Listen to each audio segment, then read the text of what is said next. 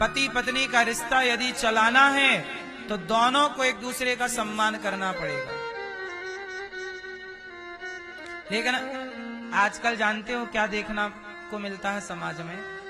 स्त्रियां तो पति का आदर करती हैं, लेकिन कुछ पुरुषों को देखा जाता है कि वो अपनी पत्नी का आदर नहीं करते। वो केवल अपनी पत्नी को यूज करते हैं, केवल बस आदर नहीं करते, सम्मान नहीं करते। जितना सम्मान पुरुष को चाहिए नारी से, इतना ही सम्मान नारी को भी चाहिए पुरुष से। इसलिए रिश्ते और मधुर बनाने हो तो एक दूसरे का सम्मान करना सीखिए, आदर करना सीखिए, इज्जत करना सीखिए। आज समाज में देखा जाता है कि पुरुष ना नारी को गाली दे देता है, तेरी माँ ऐसी, तेरी बहन ऐसी है, उल्टा सीधी गालियां देता रहता है। लेकिन आज तक मैंने नहीं सुना कि किसी नारी ने अपने पुरुष को, कुछ नारियां होंगी भी ऐसी, हम ये नहीं कहते कि नहीं है, पर अधिकांश जो हमने देखा है पुरुष गाली देता है स्त्री को। कुछ पुरुषों की बात कर रहे हैं, सबकी नहीं। लेकिन नारियां वो गालियां सुनकर भी पति के प्रति श्रद्धा और सम्मान रखती हैं। अब मुझे ये बताइए कि सहनशीलता पुरुष में ज्यादा है कि स्त्री में? किसमें? तो बड़ा कौन हुआ? हाँ, जो सहनशील ज्यादा है वही तो बड़ा है। जो सहनशील नहीं है वो काय बात का बड़ा। इसलिए पुरुष गाली, सोचिए जरा सोचो जरा। अब पुरुष लोग सोचेंगे, इमेजिन करो कि आपको कोई आपकी माँ की गाली दे रहा है, आपको गाली दे रहा है और आपको थप्पड़ भी मार रहा है और आप चुप बैठे। क्या आप पुरुष लोग बैठ सकते हो? तुम्हारी माँ को कोई गाली दे और तुम्हें थप्पड़ भी मारे, क्या तुम चुप रह सकते हो? नहीं ना। लेकिन ये स्त्री के साथ होता है, कुछ स्त्रियों के, उसकी गाली भी देता है उसका पति उसे और उसे मारता भी, और वो बेचारी कुछ नहीं बोलती। सोचिए कि उस नारी की सहनशीलता कितनी है। वो नारी जो इतना अपमान सह जाए, वो नारी नहीं, साक्षात देवी है वो।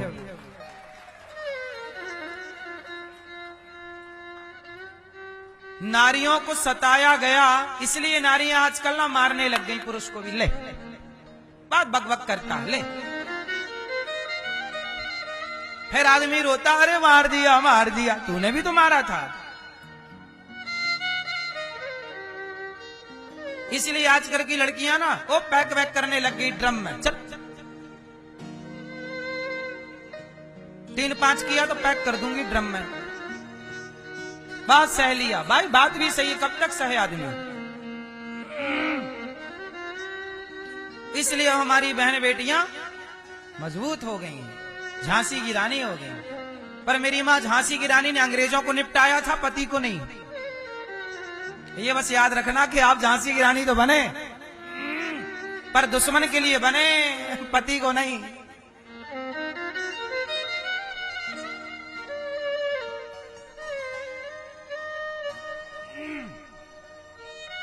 नारी का शोषण नहीं करना चाहिए, नारी पर अत्याचार नहीं। नारी बराबर के हिस्सेदार है। जितना पुरुष मायने रखता है, अरे घर को घर पुरुष नहीं बनाता, घर को घर नारी बनाती है। तलाक नहीं होना चाहिए। कैसे रुकेंगे? आओ मैं कुछ उपाय बताता हूं। तलाक क्यों होते हैं कारण बताता हूं, ना हो इसके लिए उपाय बताता हूं। देखो, तलाक केवल इसलिए होते हैं कि आज के रिश्ते अभिमान से भरे हैं। कोई किसी की सुनना नहीं चाहता। तलाक लेके क्या करते हैं? 80% तलाक के बाद लोग दूसरी जगह तलाश करते हैं, लड़की पक्ष भी और लड़का पक्ष भी। अब वो जो 80% है, मैं उनसे थोड़ी बात करना चाहूंगा कि आप तलाक लेकर के दूसरे स्त्री को तलाश रहे हैं, दूसरे पुरुष को तलाश। अच्छा सुनो, और जो तलाक लेके लड़की है ना, वो भी दूसरा तलाश रही है और लड़का भी दूसरा। अब मुझे एक बात बताओ कि अपने वाले से तलाक लेके दूसरे को तलाशोगे तो दूसरा वाला तुम्हें सुख देगा, इसकी गारंटी है? लड़ेगा नहीं, इसकी गारंटी है? इसलिए मेरा मानना है कि यदि हाथ में रोग हो जाए तो हम हाथ नहीं काटते, दवाई करा के रोग को ठीक करने का प्रयास करते हैं। प्रयास तो करो। हाथ ही काट देना ये आखिरी ऑप्शन है, पर यदि ये ठीक हो सकता है तो हाथ काट देना सही है? नहीं। रोग हो जाता है तो बीमारी है तो उपचार भी है। यदि पति पत्नी के बीच में झगड़ा हुआ, तलाक तक की नौबत आ गई, तो इसका इलाज भी तो है। समझाया भी तो जा सकता है, समझा भी तो जा सकता है। दो बातें पत्नी समझ ले, दो बातें पति समझ ले, थोड़ा हम झुक लें, थोड़ा तुम झुक लो, बात बन जाएगी। लेकिन आप लोग जरा भी कुछ हुआ तो बस नहीं रहना, अब हमें तलाक चाहिए। तो तलाक लेके कर क्या रहे हो? फिर तुम्हें दूसरा पुरुष ही चाहिए। बिना पुरुष के तुम कैसे रहोगी और बिना स्त्री के तुम कैसे रहोगे? या फिर रहो बाबा जी बनो, रहो एकांत में अकेले रहो, फिर मत लगाओ पराई पुरुष में मन या पराई स्त्री में, तलाक लेके रहो सिंगल। नहीं, आखिर तुम्हें कोई ना कोई पुरुष तो चाहिए, कोई ना कोई स्त्री तो चाहिए, और चाहिए तो तुम्हारी अपनी वाली स्त्री और अपना वाला पुरुष में क्या बुराई थी?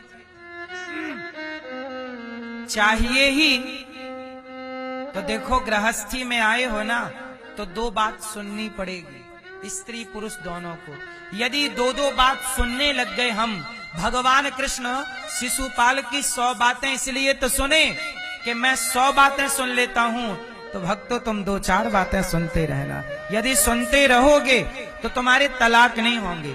तलाक इसलिए होते हैं क्योंकि आज कोई सुनने को तैयार। और मैंने तलाक के बाद कई लोगों को देखा है जो पश्चाताप करते हैं कि मैंने अपना पति क्यों छोड़ दिया, मैंने अपनी पत्नी क्यों छोड़ दी। अब पछताए होत क्या, चिड़िया चुग गई खेत। इसलिए तलाक हमारे भारत का हिस्सा नहीं है। हमारी किसी भी भाषा में तलाक और डिवोर्स शब्द नहीं है। डिवोर्स, तलाक ये रिश्ता तोड़ने वाले शब्द हैं। हमारे यहाँ जोड़ना सिखाती है हमारी संस्कृति, तोड़ना सिखाती ही नहीं। डिवोर्स इंग्लिश है, इंग्लिश से आया, और तलाक उर्दू है। हिंदी का बताओ क्या है कुछ? तेलुगु का बताओ क्या है? मराठी का बताओ क्या है? गुजराती में क्या है? तलाक के लिए कोई शब्द है? हमारे यहाँ तलाक की कोई जगह ही नहीं है। इसलिए हमारी मातृभाषा में कहीं रिश्ता तोड़ने का कोई शब्द बना ही नहीं। बना हो तो आप मुझे बताओ। इंग्लिश में डिवोर्स दे देते हैं, हिंदी उर्दू में तलाक तलाक कह के छोड़ देते हैं। हिंदी में क्या कह के रिश्ता तोड़ते हैं बताओ? कुछ नहीं। इसलिए हमारी संस्कृति तोड़ना नहीं, जोड़ना सिखाती है। इसलिए जुड़ के रहो। ये हमारा तलाक हमारी भारतीय संस्कृति है ही नहीं। जो हमारा है नहीं हम उसे क्यों अपनाएं? हम तो रिश्ते निभाने वाले लोग हैं। हम तो रिश्ते निभाते हैं। हम तो जिस पेड़ को लगाते हैं ना, उसे भी पानी डाल करके अपनी जिम्मेदारी निभाते हैं। जिस गाय को घर में बांधते हैं, काम छोड़ छोड़ के उसको पानी पिलाने घर में दौड़ते हैं। हम रिश्ते यदि बनाते हैं तो निभाते हैं। इसलिए सनातनी सबसे श्रेष्ठ क्यों है? क्योंकि हम रिश्ते बनाते हैं तो निभाते हैं। दुनिया के लोग नहीं निभाते, इसलिए तलाक बनाया उन्होंने, ऑप्शन रखा। हमने कोई ऑप्शन ही नहीं रखा। हमें छोड़ना ही नहीं तो ऑप्शन क्यों रखें? क्यों जी? तो तलाक रोके जा सकते हैं एक जरा सी समझदारी से। 2 बातें पुरुष सुने और 2 बातें स्त्री सुने। थोड़ा हम झुकें, थोड़ा तुम झुको। बस बाल्टी झुकती है तो कुएं से भरती है। यदि ना झुके तो बाल्टी कुएं में उतर तो जाए, भरेगी कभी नहीं। ऐसे सहना पड़ता है। मूर्तिकार भी जब मूर्ति बनाता है ना, तो छैनी और हथौड़ी उठाकर मूर्ति पत्थर को मारता है। मारता कि नहीं? हजारों चोट मारता है उस पत्थर में, तब जाके एक मूर्ति का निर्माण होता है। यदि वो चोट खा के टूट गया ना पत्थर, उसकी मूर्ति नहीं बनती। जो पत्थर टूट गया, कहते जो पत्थर चोट खाकर टूट गया वो कंकड़ बन गया, जो पत्थर चोट सह गया वो शंकर बन गया। सहता है पत्थर तो भगवान बनकर पूजता है, और नहीं सहता तो उसी पत्थर में लोग नारियल तोड़ते हैं। बोलो हाँ। तो बिना सहे जब पत्थर भगवान नहीं होता, तो बिना सहे इंसान महान कैसे होगा? रिश्ते महान कैसे होंगे? आदर्श कैसे स्थापित करोगे? इसलिए तलाक वलाक लेने से बचो। और लड़की और लड़का दोनों से हम प्रार्थना कर रहे हैं, आप दोनों पति पत्नी मिलजुल के रहो। कोई बात हो जाए तो सॉरी कह दो, खत्म करो बातों को। कब तक लड़ोगे? क्या मिलना है? पाओगे क्या? चलो इसको छोड़ दो, दूसरी ले आते हैं, तो दूसरी वाली नहीं लड़ेगी, नहीं लगाएगी अपनी मां को फोन। क्या गारंटी है? ये तो जिंदगी में देखो, संसार में आप चले हो ना तो कांटे मिलेंगे, आपको ही पांव बचा बचा के रखना पड़ेगा। अब आप सोचो कि आपके रास्ते में कांटे कंकड़ ना हो। नहीं साहब, निकले हो तो कांटे कंकड़ से मुलाकात होगी, आपको ही बचना है। ऐसे पत्नी पति के जीवन में थोड़ा तू मैं उतार चढ़ाव, लड़ाई झगड़ा, प्यार मोहब्बत सब होगा। थोड़ा आपको ही लड़ाई झगड़े से बचते बचाते आगे चलना है। और शादी के ना 5 साल निकल गए जिसके, उसकी संभावना 95%। जिसने शादी के 5 वर्ष निकाल लिए तो वो पूरी निकालने की 95% संभावना, और जिसने शादी के 10 वर्ष निकाल लिए उसकी 100% संभावना है। 1% में छोड़ दो कि चलो कुछ लोगों के 15 साल बाद भी तलाक, लेकिन ऐसे केस कम है। तलाक सबसे ज्यादा शादी के 5 साल के भीतर होते हैं। आप स्टडी कर लेना केसों की। 95% केस शादी के 5 साल के, क्योंकि 5 साल में ना लड़का लड़की एक दूसरे को समझ ही नहीं पाते। पति पत्नी दोनों में गरम खून है। मैं तेरी क्यों सुनूं, तू मेरी क्यों सुन? मैं भी 50,000 कमाती हूं, तू भी कमाता है, दोनों गरम है। क्यों सुनेंगे एक दूसरे की बात? दोनों बड़े बाप के बेटा बेटी हैं, दोनों में संस्कार है नहीं, माँ बाप के झुकाव है नहीं, रिश्तों को बचाने की अक्ल समझ है नहीं। लड़ो मरो क्या है? 5 साल गुजर गए तो गुजर जाएंगे, और 5 साल नहीं गुजरे तो दूसरी वाले से भी कठिन है। अच्छा ये बताओ, नर और नारी, बोलो नर, बोलो नर और नारी। ये बताओ, ये नर नारी शब्द कहां से आया? फास्ट, ये नर नारी शब्द कहां से आए? कहां से आए? सुनो, अब बोलो नर और अब बोलो नारायण, अब बोलो नारी, अब बोलो नारायण। ना बोलो ना रा य ण, नारायण। तो नारायण में ना रा की आ की मात्रा हटा दो तो क्या बचा? नार। नार कहते हैं जल को। नार किसे कहते हैं?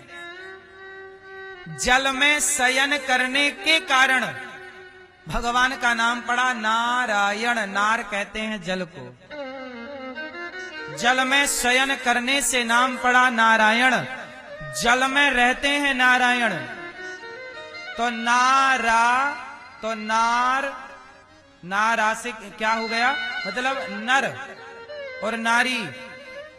जल से ही नर नारी की उत्पत्ति होती है। भगवान नारायण जल में रहते हैं तो नारायण, और आपकी और हमारी उत्पत्ति जल से ही हुई है, पानी की बूंद से, इसलिए नर नारी है। और हम उस नारायण के अंश हैं, इसलिए नर नारी। हम किसके अंश हैं? उस नारायण के। इसलिए हमारा पहला अक्षर है ना, नर। बोलो हाँ। और भगवान का भी पहला अक्षर क्या है? ना। नारायण में ना, नर नारी। तो हम सब उसी की संतान है, इसलिए हमें नर नारी कहा जाता है।